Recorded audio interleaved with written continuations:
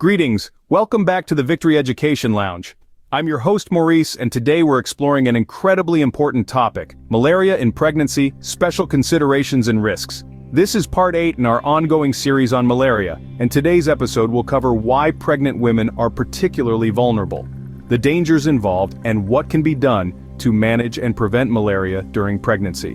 Before we jump in, don't forget to subscribe, and hit that notification bell so you won't miss any of our future videos. And as always, feel free to leave a comment below. We'd love to hear your thoughts or experiences with malaria, especially if you or someone you know has dealt with it during pregnancy. In our ongoing journey to understand malaria, we're focusing on a group that's particularly vulnerable: pregnant women. Pregnancy brings about significant changes in a woman's body, including a reduced ability to fight off infections. This makes expectant mothers more susceptible to diseases like malaria. And the implications are serious, not just for the mother but also for the unborn child. Malaria during pregnancy can lead to complications such as severe anemia, preterm labor, and low birth weight. This is a topic of global importance and urgency, with far-reaching implications for mothers, babies, and communities worldwide. So, before we delve deeper, do remember to like, subscribe, and leave your thoughts in the comments. With that said, it's time to delve into why pregnant women are particularly vulnerable to malaria. To understand the gravity of this issue, we first need to comprehend why pregnant women are more susceptible to malaria. During pregnancy, a woman's immune system undergoes significant changes. It's like a delicate dance where the body's defenses are recalibrated to protect not just one but two lives. This shift, while crucial, can make the mother more vulnerable to infections, including malaria. The susceptibility to malaria is not just a byproduct of these immune changes. It's also due to the fact that the malaria parasite, particularly the Plasmodium falciparum strain, has a knack for hiding in the placenta, a place where it can evade the mother's immune responses. This sinister hide-and-seek can lead to severe complications, not just for the mother but also for the baby. One of these complications is severe anemia, a condition characterized by a significant drop in red blood cells. This can leave both mother and baby deprived of the oxygen they need. In some instances, malaria can trigger miscarriage, preterm labor, or even stillbirth, and the risks don't end there. Malaria in pregnancy can lead to low birth weight, a condition associated with increased infant mortality. This is because babies born with low birth weight are more prone to infections and developmental delays. To put this into perspective, the World Health Organization estimates that malaria in pregnancy contributes to approximately 10,000 maternal deaths and 100,000 infant deaths each year. That's a staggering number of lives lost to a disease that is, in many cases, preventable. These potential complications highlight the importance of effective prevention and management strategies. It's not just about protecting the mother, it's about safeguarding the next generation. Because every life lost to malaria is a life that could have been saved with the right interventions. Let's take a look at sub-Saharan Africa, where the burden of malaria during pregnancy is particularly high. This region, where malaria transmission is rampant, presents a unique challenge for expectant mothers. In countries like Nigeria and Uganda, malaria is not just a health concern, it's a leading cause of maternal and infant mortality. Consider this: 1 in 4 maternal deaths in malaria-endemic areas are linked to complications from malaria during pregnancy. This isn't just a statistic, it's a testament to the thousands of lives affected and underscores the devastating impact of this disease. In these parts of the world, pregnant women are more than just vulnerable. They're in a fight for their lives and the lives of their unborn children. The consequences: severe anemia, miscarriage, preterm labor, and even stillbirth. But the ripple effects extend beyond the immediate health crisis. The high burden of malaria in pregnancy also contributes to a cycle of poverty and inequality. Limited access to healthcare services, coupled with the economic strain of the disease, can trap families and communities in a continuous cycle of hardship. But there's hope. Despite the high burden, there are countless healthcare workers, researchers, and policymakers tirelessly working to turn the tide against malaria in sub-Saharan Africa. With continued efforts and increased global support, we can make strides in reducing the impact of this disease on pregnant women and their babies. These alarming figures underscore the urgent need for effective interventions. But the story doesn't end with the mother. Malaria during pregnancy can have devastating effects on the baby as well. Malaria's destructive path doesn't stop at the mother. It continues its journey, crossing the placenta, the organ that serves as the baby's lifeline, providing nutrients and oxygen. This crossing of boundaries by the malaria parasite can lead to serious health complications for the baby, beginning with low birth weight.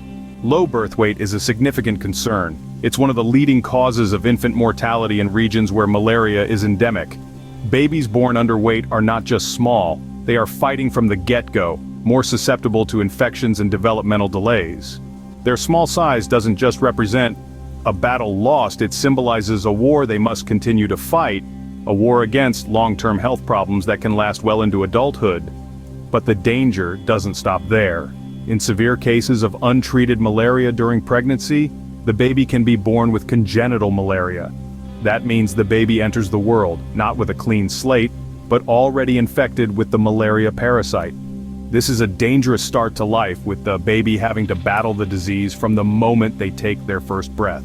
So you see, malaria during pregnancy is a two-pronged attack. It targets not only the mother, but also the vulnerable developing baby.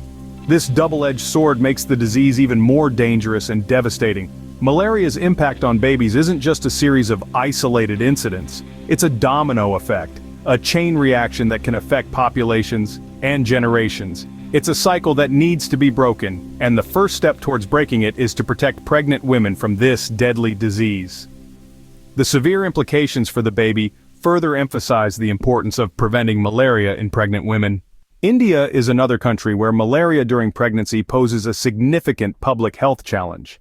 In this diverse nation, the struggle against malaria is particularly intense in rural and tribal areas. These regions are often characterized by limited healthcare infrastructure, making accessibility to proper treatment a tough hurdle to overcome. The pregnant women in these areas face a heightened risk of contracting malaria due to factors such as poor sanitation, inadequate preventive measures, and limited knowledge about the disease. If a pregnant woman contracts malaria and cannot access proper treatment, the consequences can be grave for both mother and baby.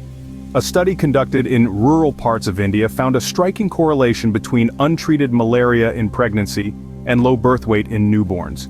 The babies born to mothers with untreated malaria had significantly lower birth weights compared to those born to mothers who received proper treatment. These lower birth weights, as we have discussed, can lead to a host of health problems for the baby, including increased susceptibility to infections and developmental delays. This situation in India underscores the urgent need for improved access to healthcare, especially in rural and tribal areas. It also highlights the importance of effective malaria treatment during pregnancy, which can significantly reduce the risk of complications for both mother and baby. This example from India further highlights the need for improved access to healthcare and effective malaria treatment during pregnancy. So how can we manage malaria in pregnancy and reduce these risks? Well, the first step is early detection and prompt treatment. Expectant mothers in malaria-endemic regions should have access to regular antenatal care where they can be screened for malaria. If a pregnant woman tests positive for the disease, she should be treated promptly with anti-malarial drugs that are safe for use during pregnancy. Prevention is also crucial. In many parts of the world, preventive measures like the use of insecticide-treated bed nets and indoor residual spraying are effective in reducing the risk of malaria transmission. Additionally, intermittent preventive treatment in pregnancy, or IPTP, is a strategy recommended by the World Health Organization. This involves giving expectant mothers a full therapeutic course of anti-malarial drugs at set intervals during the second and third trimesters, regardless of whether they have malaria or not. It's also important to note the role of community education in managing malaria in pregnancy. Raising awareness about the dangers of malaria during pregnancy and the importance of preventive measures can go a long way in reducing the burden of the disease. Healthcare systems also play a vital role. Ensuring pregnant women have access to quality healthcare, including regular antenatal checkups, malaria screening, and prompt treatment, can significantly reduce the risk of severe complications. In some cases, vaccines may also be an option. For instance, the RTS S/S01 malaria vaccine has shown promise in reducing the risk of malaria in young children, and research is ongoing to determine its efficacy in pregnant women. Efforts to manage malaria in pregnancy should also address broader social determinants of health, such as poverty, gender inequality, and lack of education, as these factors can influence a woman's ability to access and use preventive measures and treatments. By understanding and addressing the risks of malaria in pregnancy, we can take significant steps towards protecting both mothers and babies. Before we wrap up, I want to thank you for joining me today in the Victory Education Lounge. If you're passionate about making a difference, I invite you to support the fight against malaria by visiting United to Beat Malaria. You'll find the link in the description below. Together, we can help save lives and create a healthier world. Every contribution, no matter how small, brings us one step closer to a world free from malaria. Remember to like, subscribe, and share your thoughts in the comments. Together, we can unveil the truths about malaria and join the battle to end this global menace. Disclaimer: the information provided in this video is for educational and entertainment purposes only. Any health-related decisions should be discussed with a licensed physician. Always seek the advice of your doctor or other qualified health provider with any questions you may have regarding a medical condition.